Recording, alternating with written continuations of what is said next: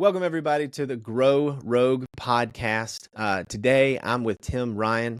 Tim is a fellow marketing guy, but he is most excited these days about working with founders in his little corner of Southeast Virginia because he's working on developing a startup hub and a startup community in that area of his state. It's a really, really awesome story. He clearly, once you listen to this podcast, you'll see that he understands exactly how to take a business from nothing to something that really makes a difference in the marketplace. So I'm excited to have this conversation. So make sure you take notes. There's going to be a lot of awesome takeaways. So let's get started.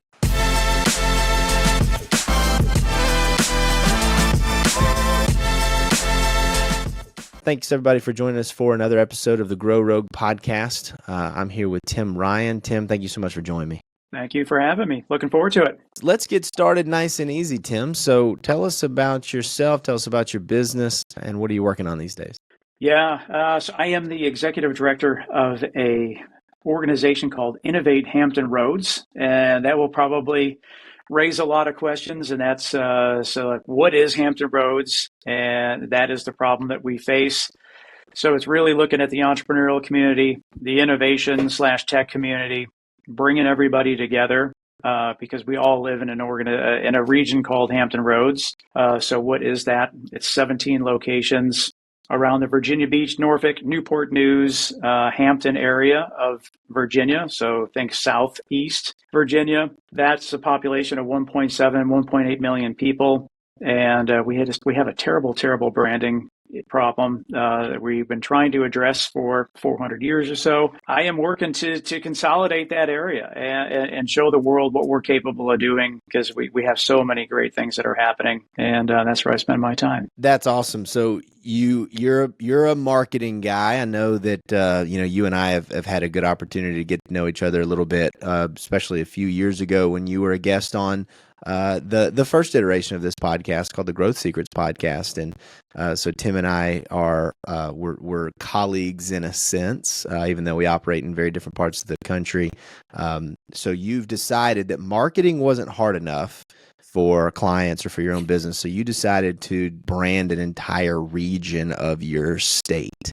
What in the world led you to take that on? Yeah, great question. And I don't know if I'm taking the branding piece on. I'm trying to push as much as I can and suggest as much as I can, but it's just, I've always been a founders first person. So I've just been drawn to helping founders, and we do a really, really great job from so we can help a company get started. We can get them established. We can validate what they're doing is the right thing that they should be doing. We do well from a pre-seed, seed stage standpoint to get them some funding.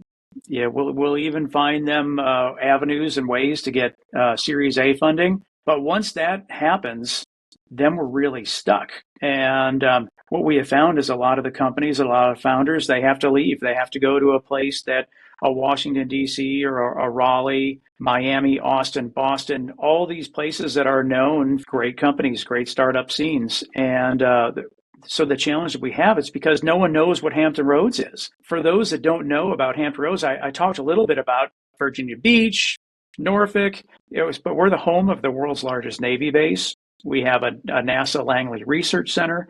We have all the services within the Department of Defense. We have some of the deepest ports in the world.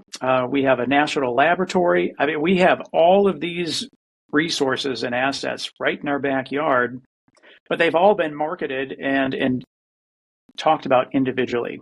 So all 17 of these localities, they market themselves from an individual standpoint as opposed to the collective whole of 1.8 million people. So yeah, crazy thing, but to try to take on. But just being the founder's first guy that I am, it just breaks my heart when I see investors that don't know what's Hampton Roads. How am I going to get the return on investment? Why should I write a check to you? Because I'm not convinced that you can grow into the size company that I need in order to see the investment, the return on investment that I'm looking for. So someone's got to do it.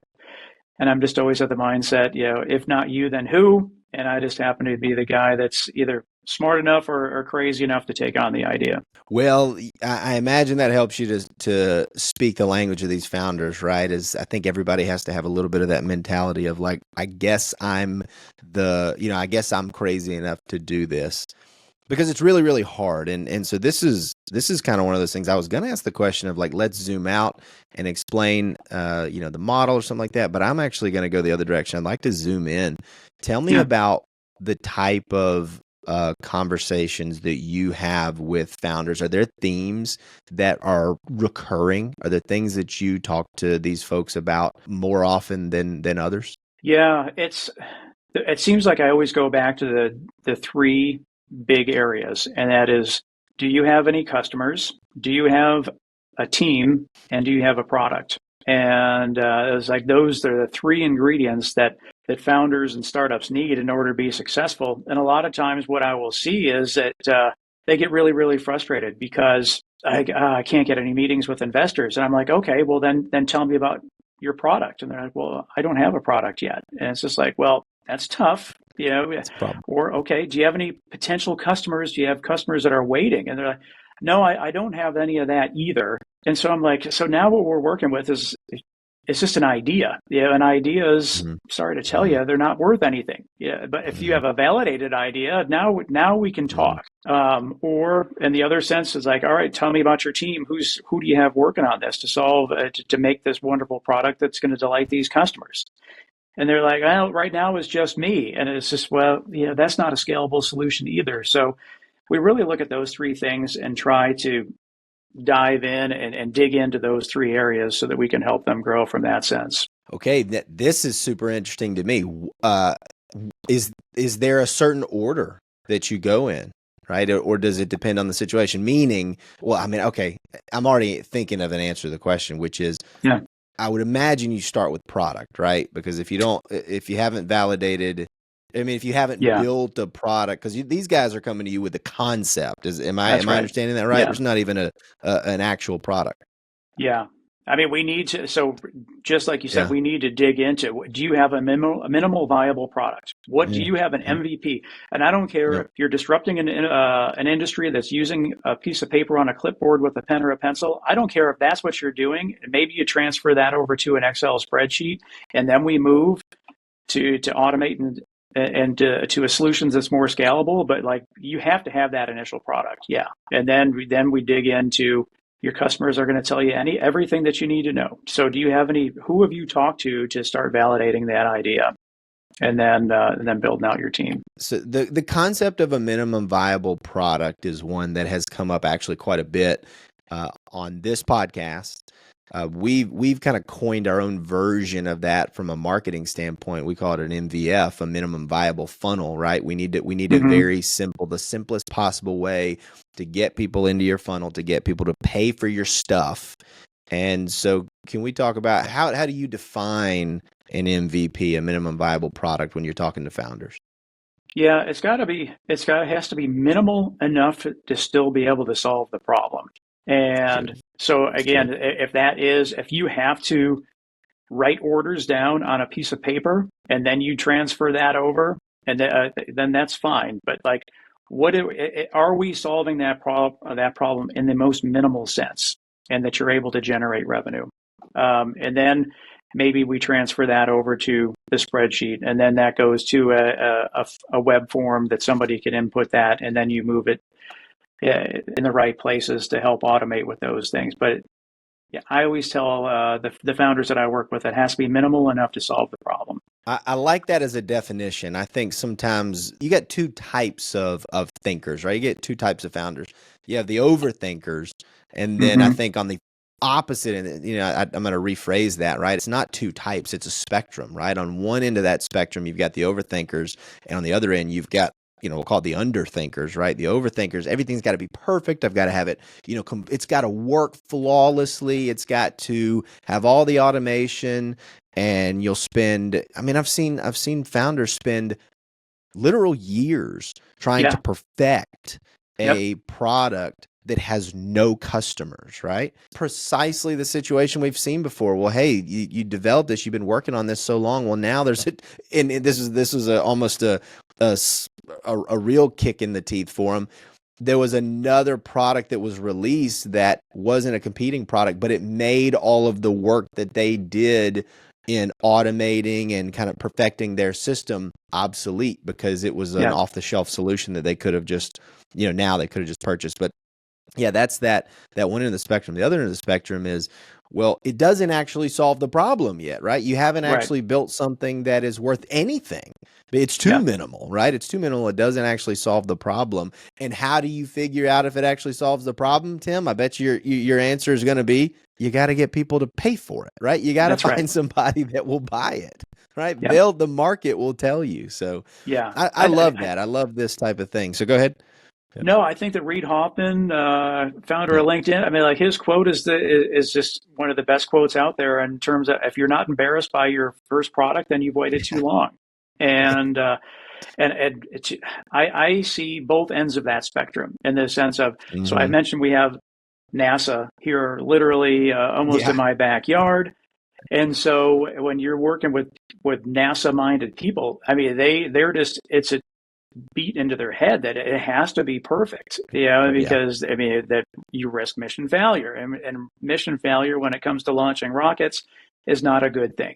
So trying to work with that, and then other folks that it's like just throwing stuff out there that's too embarrassing. So it's balancing those both ends. So I'm curious if you've seen this before. Sometimes I meet founders who are more interested in being a founder than they are in founding a business that serves somebody, right? And they fall in love with the idea of being an entrepreneur, but they forget that critical piece, which is we got to create something that the world wants enough to pay for. Gosh, you're like speaking my love language in this sense. I thought that we were the only people or I was the only person that had that challenge in the sense of, like, there's some founders that I see, and they just love the idea of being a founder and telling everyone that they're a founder. And, I see them like week after week and month after month. And I'm thinking to myself, how are you surviving? Like you still don't have any customers yet. You're not generating any revenue yet. Maybe you happen to be born into some money and you have a trust fund or you have a significant other that's holding you afloat. But I see that. And it's tough. It's a challenging thing. And I had to learn really, really early that, and I'm very upfront with all the founders. I'm like, I cannot want your success more than you do. I will walk with you step for step. If you want to run, we can run, but I cannot want success more than you do. Yeah, I'm right there with you. I think this is a really difficult challenge that evidently you and I share this mindset where down here in the deeper South, we have a phrase, you can lead a horse to water, but you can't make him drink. Maybe that's a worldwide phrase. I don't know. But, we've had so many of these situations where, and from our perspective, most of the groups that we work with, most of the companies we work with, most of our clients, they are a little bit more established, right? They at least have some revenue stream coming in, or else we're not going to be their first call, right? We're a marketing agency. But a lot of times they may be developing a new product line or a new service offering or something like that. And we have to almost actively stop ourselves from caring more than they do, to use kind of the opposite, the experience or the corollary to what you just described, right? We almost have to stop ourselves and say, look, if they are not willing to make the sacrifices or make the tough decisions necessary to take this product to market and, get off the, get it out there and ship it, then we can't want that for them more than they do. And we can't will them to do that. I mean, because we have a specific role that we play. Now, I think you are able to go further in the conversation with the founder than we are. So, but I don't know that makes your job any less frustrating hearing you say that. Is that for fair? Sure.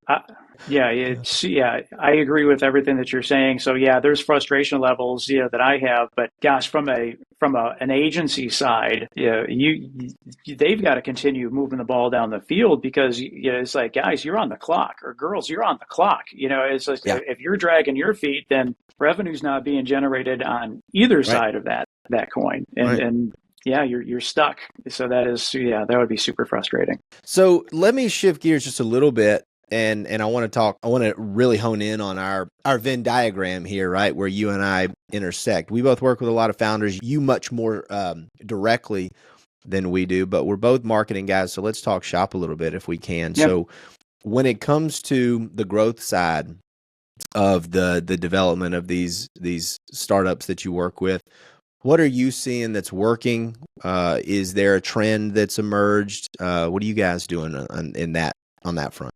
Yeah, I'm pushing everyone to just your customers are going to tell you everything that you need to know, and double down on that. And so many people that I work with, they're afraid to talk to customers because they don't want to hear that potential negative feedback or negative comment. But it's like, hey, yeah, that might be the case. However, if you talk to a customer and say, hey, how do you use this product? Are they using it the same way that you are using it? One, are you eating your own dog food, so to speak? And are they eating you're using the product the same way you are? And like, if they're not, find out how they're using it, because that may open up a whole new revenue stream that you had never even thought of. Or when you're talking to your customers, finding out, hey, what would you like to see next, so that they can spell out what that roadmap may look like. But at the same time, talking to the founders in the sense that you can't be all things to all people. You have to be really, really conservative on the money that you're spending. I mean, like, we are times are not like when we first talked a few years ago, where raising money was a little bit easier. We have to be super, super responsible with the amount of money that we're spending, and how quickly can you go to break even or being profitable to some extent, so that we can continue to put that money back into the product and grow that way. I mean, right now, break even, that's in startup world, that is the new, growing at 2-3x a month. If you can grow at that rate, then that's awesome. And getting meetings with investors are going to be that much easier. But right now, like, the days of blowing through your bank account in hopes that you're going to get growth on the other side, those are long, long gone. Right. And we just did an episode about this where it's such a cliche phrase, right? Of you got to spend money to make money, and it's been refuted in so many other ways, right? We didn't want to be just another repeater of that, right? But it is one of our core things that we'll repeat a lot, right? Is that you've got to figure out a way to, as quickly as you can, make the marketing dollars and make the time investment, frankly, that you're spending on growth show something real, or else you're right, you're not going to find yourself just magically falling into a pile of cash, because it's a tougher market than it was a few years ago. Because you're right, at the time, or when at the time, especially when we were talking, it was kind of like right around COVID, there was just a ton of capital flushed into the system, and they were handing out checks left and right, and we're just not in that world anymore. You've got to, I think, what was the stat, and I don't want to butcher this, but I think we've fallen to like the lowest number of new startups being funded in, like, I don't know, several years. Yeah, it's I'll pull that up, but we're back to the normal world and how it's supposed to be. And for us, I think that benefits our area, just because we've never have been able to raise a ton of money to begin with, and so we've always been pretty responsible with the capital that we've had. But yeah, I mean, so I guess the other thing that I really, really push our founders to is to focus on product velocity. And what I mean by that is, what improvements are you making? What updates are you making? How are you making that product better? And the quicker that you can do that, and the more that you're delighting those customers, again, that works from the delighting customer aspect, but it also from if you are trying to raise money, going to investors and saying, hey, we're initiating 2-3 new product updates a month. That speaks a lot louder than, yeah, we're running on the same product, or the same version number as we have been for the last year and a half, and we're hoping to get there, but we need some money in order to do it. So product velocity is another thing that I'm really, really pushing the founders that we work with. I like the term product velocity. I wonder how many of our viewers and listeners really understand that concept. Do you mind kind of breaking that down a little bit for everybody? Yeah, so I guess, yeah, and hopefully this is in a way that they can be understood in terms of, yeah, I'll use Tesla for example. Tesla is constantly pushing out software updates to vehicles, and with every software update, you get you have a brand new car all over again. You're getting new Right. features, you're getting improvements to your car, and they're constantly pushing that out. So every software push, there's an improvement. Or it seems like for those that are using Zoom, yeah, they seem to have a pretty decent product velocity because every time I have to jump on a Zoom call, there's another update that's being installed, pushing me to potentially being late for that call. But knowing what you have and improving that as rapidly as you can. So smaller, more frequent improvements to your product is a good thing. Right. So think there was a phrase that was used several years ago, but essentially just like constantly deploying and making changes and rolling out updates, as opposed to this long road to the next version where it's almost, yeah, like you say, a completely new product. And I have in the past, I've explained this as the difference between, app updates on your phone versus, Microsoft rolling out a new OS, right? Which we know, like, that happens every few years. And sure, Apple does the same thing. This is what meant to be a differentiation between those two, but Microsoft 10 or Windows 10 versus Windows 11, where now your entire, machine is essentially obsolete, or it's heading towards obsolescence, but instead focusing on, hey, look, here's a new tweak and we're going to roll that out, and it's made the product marginally better, but it gets better over time the longer you have it. Is that a fair description or analogy? Perfect. Yep, perfect. Awesome. Well, and we talk about this when it comes to marketing, right? A lot of, that same spectrum exists when you have the overthinkers and the underthinkers. Marketing sometimes can take forever to roll out because the expectation is that it will be word for word, pixel by pixel perfect, and it's going to magically make us millions of dollars. And until I can be sure that it's perfect, we're not going to roll it out. But instead, we will, and I'm going to steal your term and twist it a little bit, but right, there's kind of like that ongoing marketing velocity where it's like, hey, we're going to roll out a minimum viable funnel, a minimum viable campaign, if you will, and we're going to make slight iterations and improvements to it over time so that 6 months, 12 months, 18 months, it's working better and it's more effective than it was in the beginning, but we've just made tiny changes over time to the rollout. Maybe we've made tiny improvements to the content over time. So that's how I would relate it back to marketing. Yeah, 100%. And one of the things that I talk to founders too is you've got to listen to your customers. So I want you to you either use your phone or you have a notepad with you, but anytime that you're talking to somebody and they ask you a question, you write that down. And when you're getting the same question multiple times, then that's something that needs to be addressed. And the same would hold true on the marketing piece as well. Just you have to craft that story and make sure that it resonates. And so, yeah, I dig it. Right.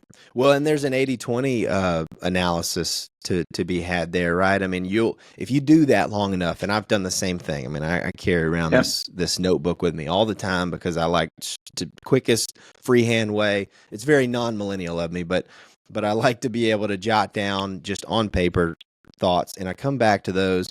And this is not an organized document by any stretch of the imagination, but it allows me to then evaluate and think, and analyze what was happening when I did this. And I've done exactly what you described, where when I hear a question or when I hear a concern from a client and I see that start to become a trend, or when I see that emerge, that's what helps us to develop 80% of our content, right? Yeah. We look at all these questions, we're like, look, people are always asking us about this. Now we get 100 questions, but 80 of them are the same question or a variation of the same question. So when it comes to developing marketing content, you've got there's an 80-20 analysis that you can do to determine what are the few things that people are most concerned about. They're asking most often. Same thing with a product development. What are the issues, or what are the things that people, and this I think is an expansion of what you're saying. What are the things that people are telling you are the most helpful aspects of the product, or that are the use cases that come up most often? And that, I think, is what you're describing when your founders will find out, hey, this is a revenue stream we didn't even think of. We didn't expect that the market would use the product in this way, and now we're going to head down that path. Is that something that you've seen?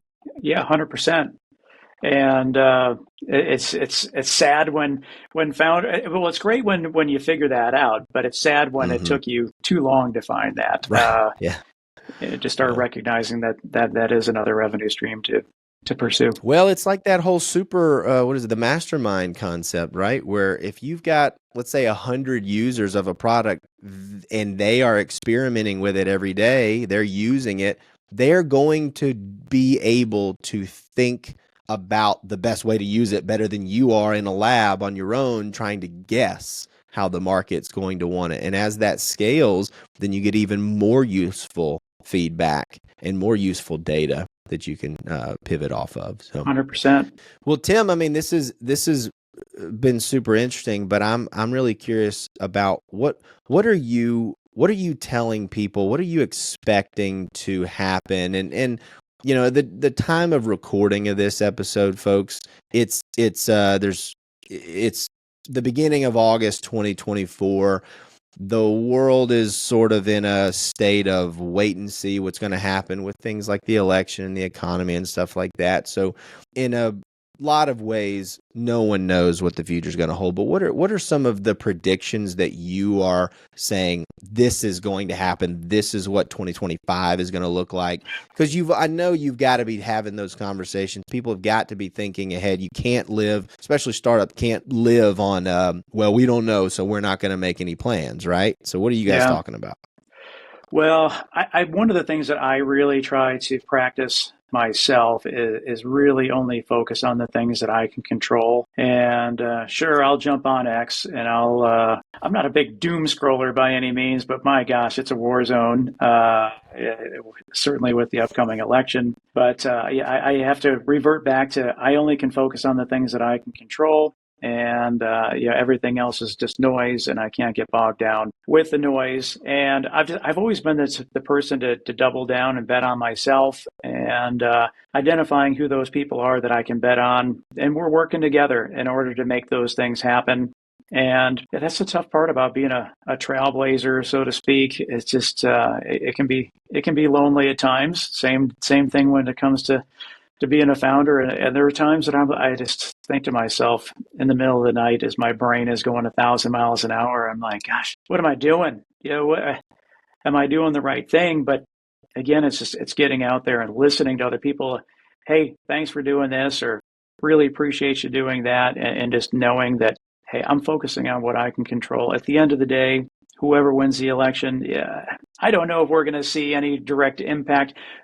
We may in certain areas, but at the same time, I know I'm going to be able to make my own destiny, create my own destiny, and just focus on those things, focus on the people that I can help directly. And it's worked pretty well for me for the years that I've been doing this, and it's been a long time. So I'm just that's just what I focus on. I don't get bogged down by the noise. Well, I mean, I think that's a fantastic message, because there's two things in life, right? There are things that are in your control, and there are things that are out of your control. And by definition, what is the point in concerning yourself with the things that are out of your control? You do what you can, and you focus on the group or the things that you can control. And that's the credo, I think, of a true entrepreneur, is that the world may shift around me and things may change, but what are we going to do? We're going to quit because our guy didn't get elected, right? Or because the market has changed, or because the capital markets dried up, or whatever it is. Like, no, we're just the real ones. Figure it out and just keep pushing and work through it. So I love that message. And I love that as a parting message. So I want to, we're up on time. I know you've got to run, but folks, if you want to learn more about what Tim is working on and more about his organization, make sure to check the links in the description of this episode and of the show notes. You're going to be able to find and follow Tim and all that he's working on. Tim, one last parting message you want to give to folks as we close out here. Probably the most difficult question so far on this pod, but just keep pressing forward. I mean, it's so many people, they fail because they run out of energy more than anything else. So, pace yourself. Life is a marathon, and just celebrate those wins, no matter how small they are. And you just keep pushing forward, and you'll be amazed at what happens over the course of a few months, a year, and a couple of years. So just keep pushing. Love that. Yeah, the great quote that I heard was people dramatically overestimate what they can do in a day, but they dramatically underestimate what they can do in a year. So keep pushing, folks. Thank you, Tim, for joining us today. It's been great catching up with you, and I hope we'll get to chat soon. Yeah, thanks so much. Appreciate it.